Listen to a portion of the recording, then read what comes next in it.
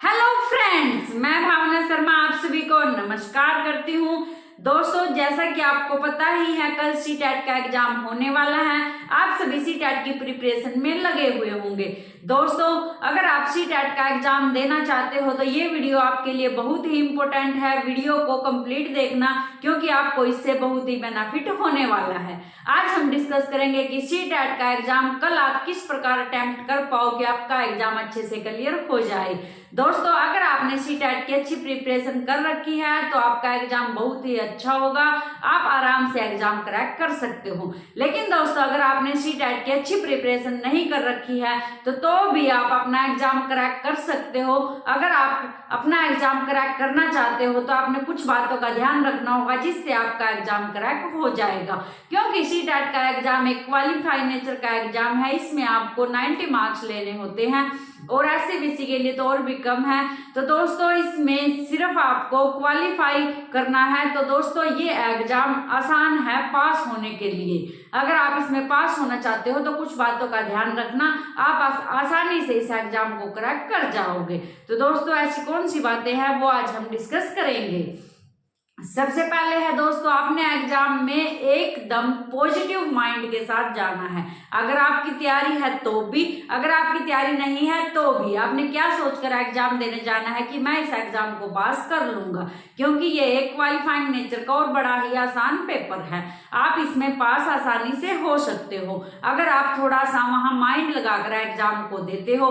क्योंकि दोस्तों, सीटेट के एग्जाम में 80 मार्क्स के अप्रोक्सीमेट पैडागोजी पूछी जाती है और पैडागोजी को आपने समझ कर आंसर देने होते हैं। इसमें आपने बच्चे की भलाई देखकर आंसर देने होते हैं, जिससे आप आसानी से आंसर देकर पास एग्जाम को कर सकते हो। तो आपने क्या सोचकर एग्जाम देने जाना है, बिल्कुल पॉजिटिव माइंड के साथ एग्जाम देने जाना है। ये सोचकर जाना है कि मैं ये एग्जाम क्रैक कर सकता हूँ। दोस्तों, आपको कॉन्फिडेंट होना है, लेकिन ओवर कॉन्फिडेंस नहीं होना है। सिर्फ आपको कॉन्फिडेंस रखना है कि मैं ये एग्जाम क्रैक कर सकता हूं। अगर आप पॉजिटिव माइंड के साथ क्वेश्चनों के आंसर दोगे तो आपके क्वेश्चनों के आंसर ऑटोमेटिक ही वहां ठीक हो जाएंगे। क्योंकि दोस्तों, वहां आंसर तो होते हैं, सिर्फ आपने ऑप्शन सिलेक्ट करने होते हैं। तो दोस्तों, आपको पता ही होगा, ये जो सीटेट पेपर 1 है और पेपर 2 है, दोनों ही 150 मार्क्स के होते हैं और 150 मिनट का ही इनमें हमें टाइम मिलता है। तो दोस्तों, पॉजिटिव माइंड के साथ वहां बैठना है। उसके बाद आपने ये देखना है कि आपको कौन सा सब्जेक्ट अच्छा लगता है, किस सब्जेक्ट में आपकी प्रिपरेशन है, किस सब्जेक्ट को आप आसानी से क्रैक कर सकते हो। उस सब्जेक्ट को आपने पहले वहां सॉल्व करना है। क्योंकि दोस्तों, होता क्या है, सबसे पहले वहां CDP आपको देखने को मिलती है। अगर पेपर फर्स्ट की बात करूं तो CDP, EVS, मैथ आपको देखने को मिलेंगे और लैंग्वेज फर्स्ट सेकंड बाद में। इसके बाद अगर मैं पेपर सेकंड की बात करूं तो वहां भी CDP और सब्जेक्ट, उसके बाद लैंग्वेज फर्स्ट और लैंग्वेज सेकंड। अगर हम स्टार्टिंग से पेपर करने बैठ जाते हैं, कई बार CDP है जो वो मुश्किल पूछ ली जाती है और वहां हमारा माइंड है जो वो नेगेटिविटी में चला जाता है कि मुझे तो ये CDP नहीं आती है, इससे तो मेरा पेपर क्रैक नहीं होगा। तो दोस्तों, अगर आपके साथ ऐसा होता है तो आपने उसको वहीं छोड़ देना है और दूसरे सब्जेक्ट की तरफ जाना है। अगर आपको CDP अच्छे से नहीं आती है या फिर CDP करने में कोई प्रॉब्लम आ रही है, आपको CDP वहां मुश्किल लग रही है, तो आपने दूसरे सब्जेक्ट की तरफ मूव कर जाना है, ताकि आपका कॉन्फिडेंस ऐसे के ऐसे बना रहे। तो दोस्तों, सबसे पहले आपने वो सब्जेक्ट देखना है वहां जो आपको आसानी से आता है, जिसके आंसर आप आसानी से दे सकते हो, ताकि आपका माइंड पॉजिटिव रहे और आप क्वेश्चनों के आंसर सिलेक्ट करने में आपको कोई प्रॉब्लम नहीं आए। उसके बाद दोस्तों, किन किन बातों का आपने ध्यान रखना है। सबसे पहले आपने वहां लैंग्वेज का ध्यान रखना है। दोस्तों, क्या करते हैं, लैंग्वेज वहां 60 मार्क्स की पूछी जाती है, चाहे पेपर 1 हो चाहे पेपर 2 हो। ये 60 मार्क्स सीटेट क्रैक करने के लिए मोस्ट इंपोर्टेंट हैं। कई बार हम इसमें गलती कर देते हैं और बहुत बच्चे ऐसा करने से फेल भी हो जाते हैं। तो जैसे मैंने अभी बताया है, 90 मार्क्स तक आपका CDP और सब्जेक्ट पूछा जाता है।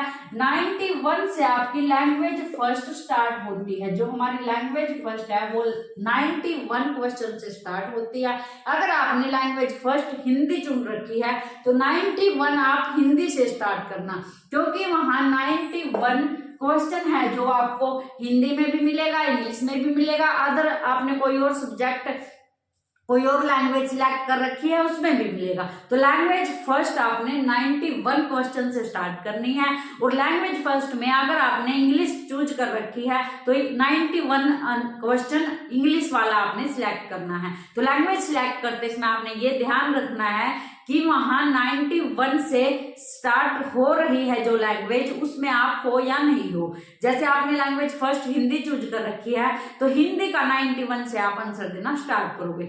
ऐसे ही जब 91 से 120 तक आपकी एक लैंग्वेज कंप्लीट हो जाएगी तो सेकंड लैंग्वेज कहाँ से स्टार्ट करनी है, 121 से स्टार्ट करनी है, और 121 से वो लैंग्वेज स्टार्ट करनी है जो आपने सिलेक्ट कर रखी है लैंग्वेज 2 की। जैसे यहाँ हिंदी कर दी तो वहां आपने इंग्लिश या दूसरी लैंग्वेज सिलेक्ट कर रखी होगी, तो उस लैंग्वेज के आंसर कहाँ से देने हैं, 121 से देने हैं। 30 मार्क्स लैंग्वेज फर्स्ट के, 30 मार्क्स लैंग्वेज सेकंड के।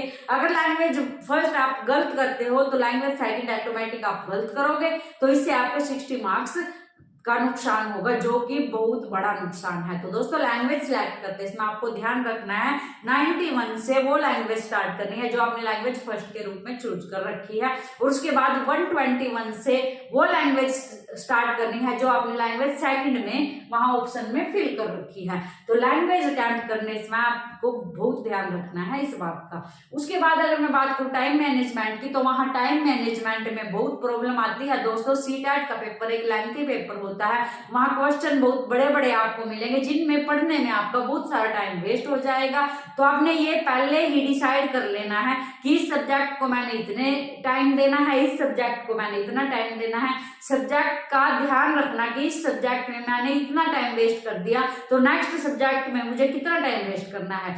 कई बार हम क्या करते हैं, हम आसान सब्जेक्ट में ज्यादा टाइम हमारा स्पेंड हो जाता है, तो जो सब्जेक्ट हमें आता है हम उसको टाइम नहीं दे पाते, इससे हमें बहुत लॉस होता है। जैसे कई बच्चे स्टार्टिंग में मैथ्स करने बैठ जाते हैं और कई बार मैथ्स मुश्किल होता है जो कि टाइम कंज्यूमिंग है, तो कई बार इसमें ज्यादा टाइम चला जाता है, बाकी को हम पढ़ भी नहीं पाते और वैसे ही गोले भरकर आ जाते हैं और फिर कहते हैं कि हमारा पेपर अच्छा नहीं हुआ। तो टाइम मैनेजमेंट का आपने बहुत ध्यान रखना है। कैसे करना है, आसान सब्जेक्ट को पहले कर लेना है, इससे आपको ये लगेगा कि टाइम भी है, और जो मुश्किल सब्जेक्ट है उसको हम ज्यादा टाइम भी दे सकते हैं। तो इस प्रकार आपने टाइम मैनेजमेंट का बहुत ध्यान रखना है। उसके बाद है हमारे पास तुक्के गैस। वैसे तुक्के लगाने की मैं बात नहीं कर रही हूं दोस्तों, अगर आपको क्वेश्चन समझ नहीं आ रहा है, उसका आंसर समझ नहीं आ रहा है, तो आपने तुक्के किस प्रकार लगाने हैं, पॉजिटिव और नेगेटिव टैग वर्ड्स को ध्यान में रखकर। पॉजिटिव कौन से, ऐसे वर्ड्स जो बच्चे की भलाई के लिए हैं, जैसे बच्चे का सर्वांगीण विकास होना चाहिए, आपको खुद को एक अच्छा टीचर मानकर क्वेश्चनों को सोल्व करना है। जो भी आंसर बच्चे के हित में है वो पॉजिटिव होगा। जो भी आंसर बाल केंद्रित शिक्षा पर जोर देता है, सर्वांगीण विकास पर जोर देता है, बच्चे की प्रगति पर जोर देता है, बच्चों को अधिक से अधिक अवसर प्रदान करता है, बच्चे के बाहर भ्रमण पर लेकर जाने पर जोर देता है, जो बच्चे के इर्द गिर्द है वही आंसर क्या होगा, पॉजिटिव होगा। अगर क्वेश्चन पॉजिटिव है तो पॉजिटिव आंसर देना है, अगर क्वेश्चन नेगेटिव है तो नेगेटिव टैग वर्ड्स के अनुसार क्वेश्चन देना है। यहाँ हमें क्या करना है, बाल केंद्रित शिक्षा पर जोर देना है, बच्चे का सर्वांगीण विकास होना चाहिए, समावेशी शिक्षा होनी चाहिए, बच्चे को केंद्र में रखकर हर कार्य करना है। बच्चे के लिए है शिक्षा, ना कि बच्चा शिक्षा के लिए, बच्चे के लिए ही शिक्षा है।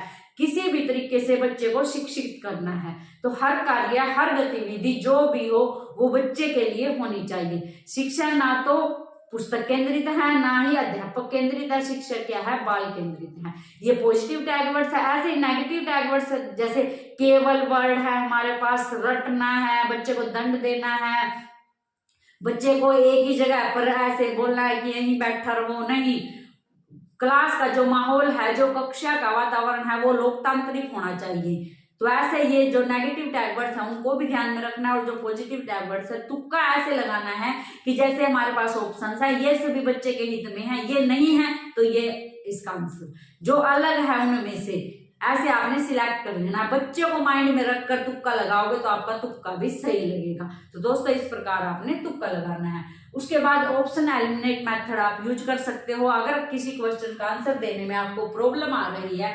जैसे हमारे पास 1 2 3 4 ये 4 ऑप्शंस आपको वहां मिलेंगे। अब क्वेश्चन आपने रीड कर लिया, आंसर देखा आपने कि इस क्वेश्चन का ये आंसर नहीं हो सकता तो इसको एलिमिनेट करो, ये आंसर नहीं हो सकता इसको एलिमिनेट करो, ये आंसर भी नहीं हो सकता इसको एलिमिनेट करो, तो ये आंसर फाइनल आंसर होगा। तो इस प्रकार आप एलिमिनेशन मेथड का यूज कर सकते हो। उसके बाद मैं बात करूं OMR मिस्टेक। कई बार बच्चे क्या करते हैं कि पूरा पेपर सॉल्व करने बैठ जाते हैं और लास्ट में OMR शीट फिल करते हैं, जिसमें उसका बहुत सारा टाइम भी वेस्ट हो जाता है। अगर जैसे आप पूरा पेपर यहाँ पूरा 1 से 150 तक आपने सॉल्व कर दिया और 1 से 150 तक आप OMR शीट फिल कर रहे हो, अगर एक भी आगे पीछे हो जाए तो आपकी OMR शीट सारी गलत हो सकती है। और ऐसा भी होता है कि कई बार आपको सारे फिल करने का टाइम नहीं मिलता, टाइम में आपका ध्यान नहीं रहता और पेपर सॉल्व करने में आप लगे रहते हो। तो ऐसा नहीं करना है। आपने करना क्या है, साथ साथ आप फिल कर सकते हो या फिर आप ऐसा कर सकते हो 1 से 30 एक सब्जेक्ट कवर किया और फिर उसके लिए OMR शीट आपने फिल कर दी। आगे फिर आपने 30 क्वेश्चन सोल्व किया, उसके लिए आपने OMR शीट फिल कर दी। तो हम OMR शीट फिल करते समय इस बात का बहुत ध्यान रखना है और किसी भी एक क्वेश्चन के लिए 2 गोले आपने फिल नहीं करने हैं, क्योंकि वहां कंप्यूटर से पेपर चेक होता है तो वो क्वेश्चन आपका वहां मान्य नहीं होगा। तो 2 गोले नहीं फिल करने हैं और आपने OMR शीट पूरे पेपर के एक साथ नहीं फिल करनी है। आप साथ साथ कर सकते हो या फिर 30 क्वेश्चन के लिए आप OMR शीट फिल कर सकते हो, क्योंकि दोस्तों इसमें नेगेटिव मार्किंग नहीं है, तो आपने सभी क्वेश्चनों के आंसर वहां देकर आना है। उसके बाद अगर मैं बात करूं पैसेज की, क्या करते हैं हिंदी में पैसेज आते हैं और इंग्लिश में भी आपके पास पैराग्राफ मिलेंगे। वहां हिंदी में 15 मार्क्स में मिलेंगे और इंग्लिश में भी 15 मार्क्स मिलेंगे। हिंदी में गद्यांश और पद्यांश मिलेंगे, वो बहुत लेंथी होते हैं। कुछ बच्चे ऐसे होते हैं पूरा गद्यांश पढ़ने के लिए बैठ जाते हैं, जिसमें उसका बहुत सारा टाइम वेस्ट हो जाता है और गद्यांश सोल्व करने का ये तरीका अच्छा नहीं है। करना क्या है, आपने पहले गद्यांश के लिए क्वेश्चन रीड करने हैं। जैसे आपने फर्स्ट या सेकंड 2 क्वेश्चन रीड किए और फिर गद्यांश स्टार्टिंग से रीड किया। फर्स्ट क्वेश्चन सेकंड क्वेश्चन का आंसर आपको स्टार्टिंग में मिलेगा, लास्ट वाले क्वेश्चन का आंसर आपको लास्ट में ही मिलेगा। तो आपने क्वेश्चन पढ़ना है, उसके बाद आपने पैसेज पढ़ना है। अगर आप इस प्रकार से पैसेज का आंसर दोगे तो आपका आसानी से कम टाइम में सोल्व हो जाएगा। और पैसेज करते समय आपको ये भी ध्यान में रखना है कि पैसेज के अनुसार ही क्वेश्चन का आंसर देना है। आपने वहां अपनी समझ नहीं लगानी है। जैसे कोई भी क्वेश्चन है उसका आंसर आपको पैसेज के अनुसार ही देना है, अपने अनुसार नहीं देना है। वहां भी आपने एलिमिनेशन मेथड यूज कर सकते हो अगर किसी क्वेश्चन में कोई प्रॉब्लम है। तो दोस्तों आपने पेपर सॉल्व करते समय इन बातों का ध्यान रखना है। अगर आप इन बातों का ध्यान रखकर बालक को केंद्र में रखकर अपने आप को एक अच्छा टीचर मानकर क्वेश्चनों का आंसर देते हो तो आपके क्वेश्चन पैडागोजी के तो कम से कम सॉल्व हो ही जाएंगे और अकेली पैडागोजी आपको पास करवा सकती है। तो दोस्तों अगर आप इन बातों का ध्यान रखते हो तो आपका पेपर आसानी से पास हो जाएगा। आप सभी को आपके पेपर के लिए अग्रिम शुभकामनाएं। आपका पेपर बहुत ही अच्छा होगा। आप पॉजिटिव माइंड के साथ पेपर दे के आना। सभी को मेरी तरफ से बेस्ट ऑफ लक। आज की वीडियो में इतना ही, मिलते हैं नेक्स्ट वीडियो में एक नए टॉपिक के साथ। Thank you.